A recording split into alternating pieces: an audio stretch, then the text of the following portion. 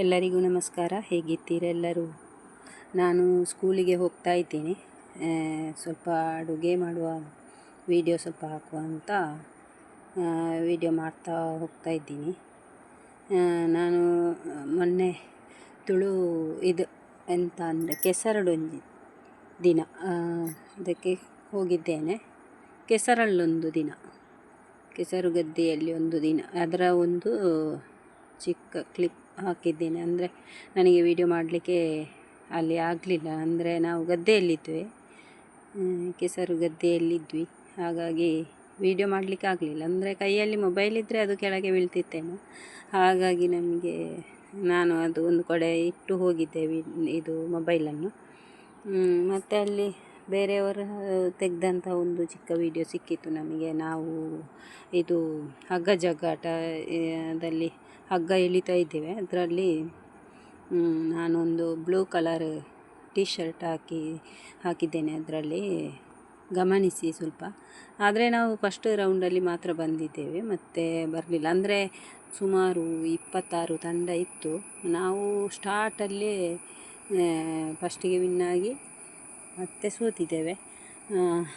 ಆಟ ಆಡುವುದು ಮಾತ್ರ ಒಂದು ಇದು, ಸೋಲುವುದು ಗೆಲ್ಲುವುದು ನಮ್ಮದೊಂದು ಇದಲ್ಲ.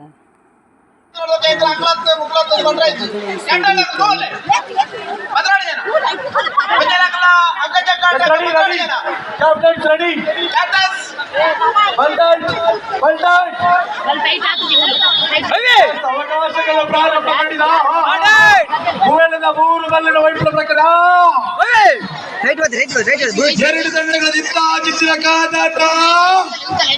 ಲೋಡ್ ಮಾಡ್ಲಿ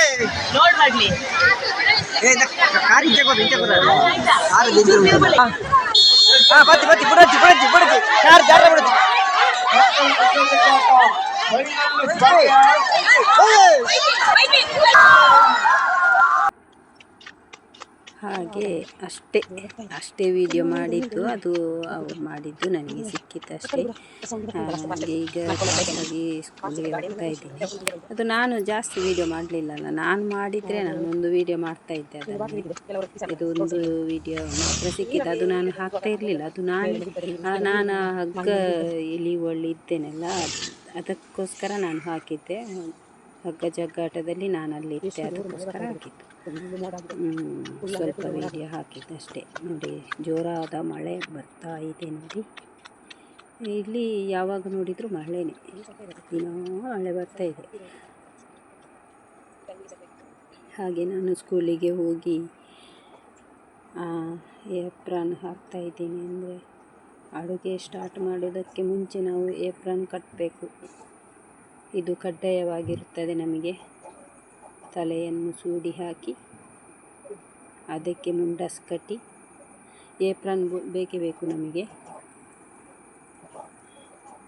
ಇನ್ನು ಅಡುಗೆಯಲ್ಲಿ ಕೂಡ ನಾನು ಅಷ್ಟೇ, ಇದು ತರಕಾರಿ ಕಟ್ ಮಾಡೋದನ್ನೆಲ್ಲ ತೋರಿಸಿಲ್ಲ. ನಾನು ಡೈರೆಕ್ಟ್ ಇಲ್ಲಿ ಮಸಾಲೆ ಹಾಕೋದನ್ನು ತೋರಿಸ್ತಾ ಇದ್ದೇನೆ. ತರಕಾರಿ ಎಲ್ಲ ಬೆಂದಾಯಿತು.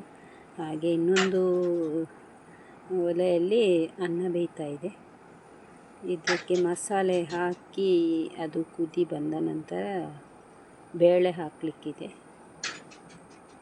ಇವಾಗ ಆಯಿತು ನೋಡಿ. ಇದು ಸ್ಪೂನಲ್ಲಿ ತಿರುಗಿಸ್ತಾ ಇರಬೇಕು, ಇಲ್ಲದಿದ್ದರೆ ತಳ ಹಿಡಿತದೆ. ಅದ್ರ ಬಟಾಟೆ ಎಲ್ಲ ಇದೆ, ಅದರಲ್ಲಿ ಬಟಾಟೆ, ಸೌತೆಕಾಯಿ, ಬೀಟ್ರೂಟ್ ಇದೆ.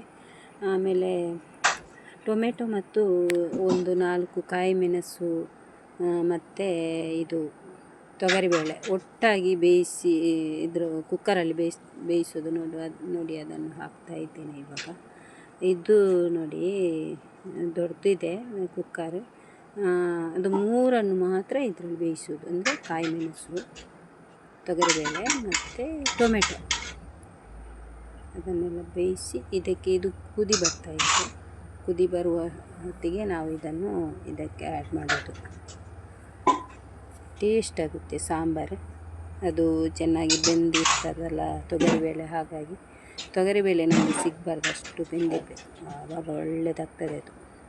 ಹಾಗೆ ಇಲ್ಲಿ ನಾನು ಅನ್ನ ಇಟ್ಟಿದ್ದೇನಲ್ಲ, ಇನ್ನೊಂದು ಸ್ಟೌವಲ್ಲಿ ಬೆಂಕಿ ಜೋರಾಗಿದೆ ಅಲ್ಲಿ, ಅದಕ್ಕೋಸ್ಕರ ತಳ ಹಿಡಿತದೆ ಅಂತೇಳಿ ಇದಕ್ಕೆ ಸ್ಪೂನಲ್ಲಿ ತಿರುಗಿಸ್ತಾ ಇದ್ದೀನಿ. ಸ್ಪೂನು ಹಾಕ್ತಾನೆ ಇರಬೇಕು, ಇಲ್ಲದಿದ್ದರೆ ತಳ ಹಿಡಿತದೆ, ಅದಕ್ಕೋಸ್ಕರ. ಹಾಗೆ ಇದಕ್ಕೆ ಯಾಕೆ ಅಂದರೆ ಇದು ಬೇಳೆ ಹಾಕಿದ ನಂತರ ಅದು ಸ್ಪೂನ್ ಹಾಕ್ತಾನೆ ಇರಬೇಕು, ಇಲ್ಲದಿದ್ದರೆ ಅದು ಕೂಡ ಅಷ್ಟೇ ತಳ ಹಿಡಿತದೆ. ಅಲ್ಲಿ ಸ್ವಲ್ಪ ಕಸ ಇತ್ತು, ಅದನ್ನು ತೆಗೆದು ಆವಾಗಲೇ ತೆಗೆದು ಇದು ಮಾಡೋದು ಕಸವನ್ನು. ಹಾಗೆ ಅದಕ್ಕೆ ಚಿಕ್ಕ ಒಂದು ತುಂಡು ಬೆಲ್ಲ ಹಾಕಿದೆ, ಅದರಲ್ಲಿ ಸ್ವಲ್ಪ ಕಸ ಇತ್ತು, ಅದಕ್ಕೆ ಗಾಳಿಸಿಕೊಂಡಿದ್ದೇನೆ. ಇಲ್ಲಿ ಬೆಲ್ಲವನ್ನು ನೀರು ಮಾಡಿ ಸ್ವಲ್ಪ ಮಾತ್ರ ಹಾಕಿದ್ದು. ನಾವು ರಾಗಿ ತಯಾರಿಸಬೇಕಾದ್ರೆ ನಾವು ಬೆಲ್ಲ ಹಾಕ್ತೇವಲ್ಲ, ಬೆಲ್ಲ ಅದರಿಂದ ಒಂದು ಬೆಲ್ಲದ ತುಂಡನ್ನು ಇದಕ್ಕೆ ಹಾಕ್ತೇವೆ ಅಷ್ಟೇ. ಟೇಸ್ಟಿಗೆ ಮಾತ್ರ ಹಾಕೋದು, ಸಿಹಿ ಹಾಕ್ಬೇಕಂತಲ್ಲ, ಅದೊಂದು ಟೇಸ್ಟ್ ಬೇರೆ. ಅದು ಇಲ್ಲದಿದ್ದರೂ ಯಾವುದೇ ಸಾಂಬಾರು ನಾವು ಮಾಡುವಾಗ ಒಂದು ಬೆಲ್ಲದ ತುಂಡು ಹಾಕಬೇಕಂತೆ ಹೇಳ್ತಾರೆ, ಅದು ಗೊತ್ತಿಲ್ಲ ನನಗೆ, ಹಾಗೆ ಹೇಳ್ತಾರೆ. ಯಾವುದೇ ಇದು ಮಾಡಿದ್ರು ಒಂದು ಬೆಲ್ಲದ ತುಂಡು ಹಾಕಬೇಕಂದ್ರೆ ಚಿಕ್ಕದಾಗಿದ್ದರೂ ಪರವಾಗಿಲ್ಲ. ಕೆಲವುದಕ್ಕೆ ನಾವು ಬೆಲ್ಲ ಹಾಕುವುದಿಲ್ಲಲ್ಲ, ಅದಕ್ಕೆ ಚಿಕ್ಕ ಚಿಟಿಕೆಯಷ್ಟಾದರೂ ಹಾಕಬೇಕಂತೆ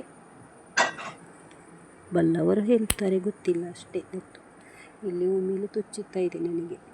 ಇದು ಇನ್ನು ಇದರಲ್ಲಿ ಒಗ್ಗರಣೆ ಹಾಕಲಿಕ್ಕಿದೆ ಸಾಂಬಾರಿಗೆ, ಹಾಗಾಗಿ ಎಣ್ಣೆಯನ್ನು ತಗೊಳ್ತಾ ಇದ್ದೀನಿ ಈಗ ಬಾಟ್ಲಿಗೆ ತುಂಬಿಸೋಣ ಅಂತ.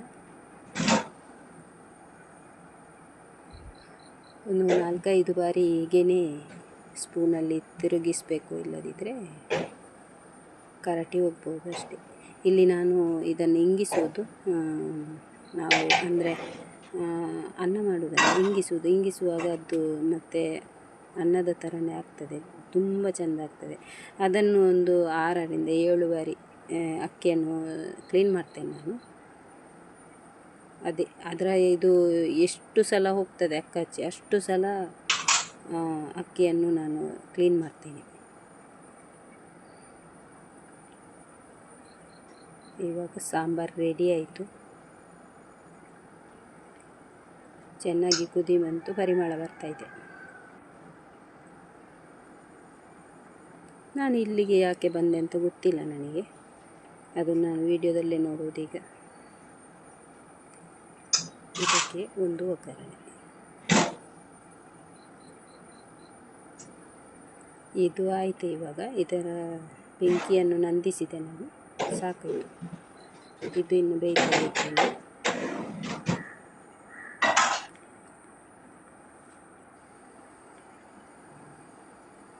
ಹಾಗೆ ನನಗೆ ಕೆಸರಲ್ಲಿ ಒಂದು ದಿನ ಅದರಲ್ಲಿ ನಮ್ಮ ಡ್ರೆಸ್ ಯಾವ ಕಲರ್ ಡ್ರೆಸ್ ಹಾಕಿದ್ದೇವೆ ಅಂತಲೇ ಗೊತ್ತಿರಲಿಲ್ಲ, ಅಷ್ಟೊಂದು ಇದಾಗಿತ್ತು, ಕೆಸರು ತುಂಬಿಕೊಂಡಿತ್ತು. ನಾನು ಬಂದು ನದಿಗೆ ಹೋಗಿದ್ದಾಯ್ತಾ, ಡೈರೆಕ್ಟ್ ನದಿಗೆ ಹೋಗಿದ್ದೆ. ಅಷ್ಟೊಂದು ಅಂದರೆ ಬರುವಾಗ ಬೇರೆ ಡ್ರೆಸ್ ಹಾಕಿಕೊಂಡು ಬಂದಿದ್ದೇವೆ ನಾವು, ಅದನ್ನು ಒಂದು ಕವರಲ್ಲಿ ಹಾಕಿಕೊಂಡು ಬಂದದ್ದು. ಹಾಗೆಯೇ ನಾನು ನದಿಗೆ ಹೋಗಿದ್ದು, ಅಷ್ಟೊಂದು ಕೆಸರಿತ್ತು, ಫುಲ್ಲು ಕಲರ್ ಯಾವುದಂತ ಗೊತ್ತಿರಲಿಲ್ಲ. ಹೊರಳಾಡಿದ್ದೀವಿ, ಹಗ್ಗ ಎಳೆಯುವಾಗ ಕೆಳಗೆ ಬಿದ್ದದ್ದು ಅಷ್ಟೇ, ಎಲ್ಲರೂ ಬಿದ್ದಿದ್ದಾರೆ. ಇಲ್ಲಿ ನಾನು ಟೆಸ್ಟ್ ಮಾಡ್ತಾ ಇದ್ದೇನೆ, ಒಂದು 4 ಸಾಸಿವೆ ಹಾಕಿ ಸಿಡಿತದ ಅಂತ.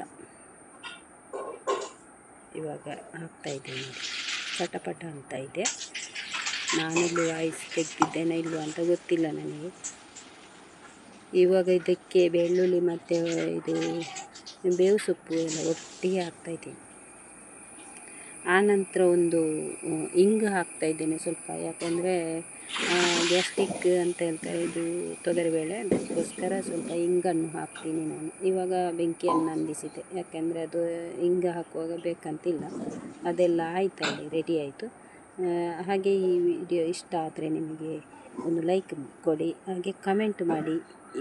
ಇದರಲ್ಲಿ ಏನಾದರೂ ಅಡುಗೆ ಮಾಡುವಾಗ ಏನಾದರೂ ತಪ್ಪಿದೆಯಾ, ಏನಾದರೂ ತಪ್ಪಾಗ್ತಾ ಇದೆಯಾ, ಅಥವಾ ಏನಾದರೂ ಕಮೆಂಟ್ ಮಾಡೋದಂತಿದ್ದರೆ ಕಮೆಂಟ್ ಮಾಡಿ. ಹೀಗೆ ಹಾಕುವಾಗ ತುಂಬ ಜಾಗ್ರತೆಯಾಗಿರಬೇಕು, ಅದರಲ್ಲಿ ಎಣ್ಣೆ ಜಾಸ್ತಿ ಇರ್ತದೆ. ಮತ್ತು ಹೀಗೆ ಹಾಕಿದ ಒಮ್ಮೆಲೆ ತಕ್ಷಣ ತೆಗಿಬಾರ್ದು, ಯಾಕೆಂದರೆ ಅಲ್ಲಿ ಅದು ತುಂಬ ಬಿಸಿ ಇರ್ತದೆ. ಬಾಣಲೆಗೆ ಒಂದೇ ಸಲಕ್ಕೆ ಅಲ್ಲಿ ಇದು ಬರ್ತದೆ, ಬೆಂಕಿ ಇದು ಆವಿ ಬರ್ತದೆ. ಹಾಗಾಗಿ ಆಯಿತು, ರೆಡಿ ಆಯಿತು. ಅನ್ನ ಕೂಡ ಆಯಿತು. ಇವಾಗ ಅನ್ನವನ್ನು ತೋರಿಸ್ತೀನಿ ನೋಡಿ. ಇನ್ನು ಬನ್ನಿ ಊಟ ಮಾಡುವ.